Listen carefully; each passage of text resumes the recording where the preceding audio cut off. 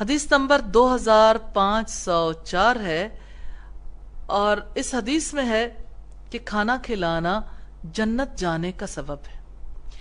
انہانی، ہانی سے روایت ہے، انہو یقیناً وہ، لما جب، وفد علی رسول اللہ وفد کے ساتھ آئے اوپر رسول اللہ کے، قال انہوں نے کہا، یا رسول اللہ اے اللہ کے رسول، ایو شیئن کون سی چیز، یوجب واجب کرتی ہے، الجنت جنت کو، قال فرمایا، علیکا تو لازم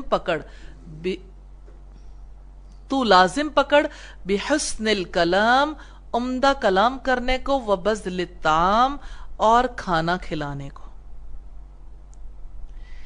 بات ہے کھانا کھلانے کی۔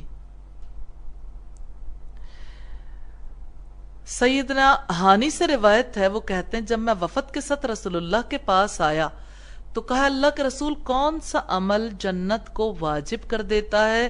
آپ نے فرمایا، بس تو عمدہ کلام کرنے اور کھانا کھلانے کو لازم پکڑ۔ ہم اس سے پہلے حدیث نمبر 2401 میں اس کی وضاحت دیکھ چکے۔